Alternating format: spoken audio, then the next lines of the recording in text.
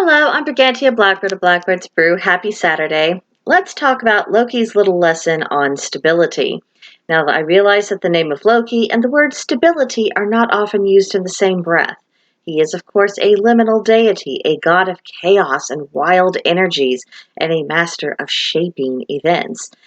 Yet, he is married to the goddess Sigyn, who is known for her steadfast faithfulness.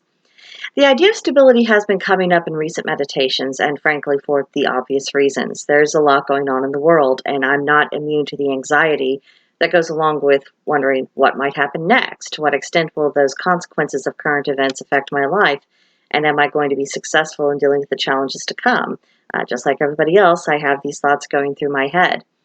And last week, I talked about how Loki has been teaching me to ride the waves of uncertainty, accept that they exist and that the storm that caused them is going to have to run their natural course.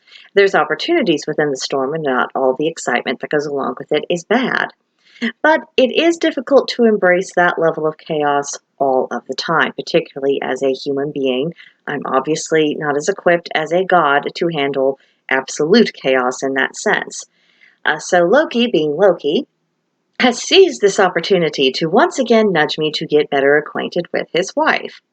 Sigyn is not Loki's natural counterbalance. They curb each other's extremes, and whenever I think of them, the image of the yin-yang symbol comes immediately to mind. And I think what Loki is doing is to encourage me to see their relationship as a guide to balancing my own chaotic impulses with my need to have some sense of security, especially when outside world is pretty tumultuous right now. Now, if we are being honest and realistic and adult about life, then we have to acknowledge that most of the things we think of as providing security are nothing more than an illusion. Material goods can be destroyed, stolen, or they just deteriorate with time. Even relationships are destined to end. You can grow apart. There could be an act of betrayal or mortality. We all succumb to it at some point. And even spiritually, sometimes it can be difficult to have a sense of security because there's so much we don't know, so much we don't understand, and the next aha moment that shifts our entire understanding could happen within the next 5 minutes. It's just hard to say. So apparently, I needed a shove in the right direction, and Loki has made a point of drawing attention to his dynamic with Sigyn. They are a divine couple that has endured quite a bit.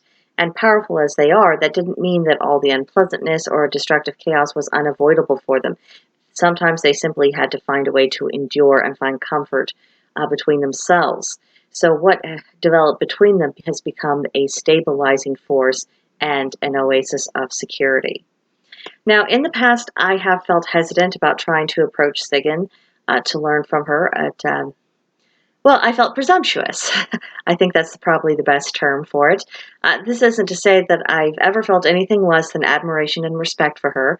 Quite the contrary, I hold her in very high regard, and I don't think it's without reason that she is so universally well spoken of. I think, if I'm being really honest about this, is I feel intimidated by her, even a smidge unworthy. I guess I don't consider myself to be of sufficiently good character to presume to try to get to know her. Loki, of course, finds this notion ridiculous, and he's been having none of it. Uh, if I'm getting my signals correct, according to him, if Sigyn was inclined to being that judgmental, she'd have given him the boot long ago. Fair point. So, needless to say, he's not interested in my excuses, and he doesn't have to be. Not his job. So while I have yet to successfully encounter Sigyn's presence, I am beginning to seek her out. And in the meantime, I've been doing a lot of thinking about the restorative aspect of Loki and Sigyn's marriage. They both possess something that the other person lacks. It's an escape. They have that safe place within each other. And I think that's where the stability grows up from between them. So the question, of course, is how to apply this idea, because that is essentially the whole purpose of any form of spirituality. How do I take this idea and then apply it to my own life and be the better for it? So for me, the chaos and Loki's methods of just grabbing the bull by the horns and going along with the ride, I think this has been most useful when I'm dealing with the outside world and as it relates to my own impulses when I'm taking action about something. However, when it comes to my internal state of mind and my emotional well-being, I am looking for that oasis of calm and peace that Sigyn exemplifies. She seems to have mastered the art of acceptance of the world as it is, and the people within that world as they really are. And then she seems to make plans accordingly. She doesn't, from what I understand, waste time in wishful thinking about how she would wish the world and people were. She simply deals with what is. I think following that example and adopting more of that mindset is probably going to be a road that leads me to greater inner stability and also cultivating a genuine sense of security and having it based on something real. So we'll just have to see how this develops. I shall keep you informed as I go along. But if you have your own experiences working with Sigyn and Loki, particularly in this regard, I would be very interested in hearing about them. Feel free to leave a comment below or to come visit me at Blackbird's Brew. There is a link to join in the description box below. And as always, please like and subscribe. I'll see you in the next one. Bye.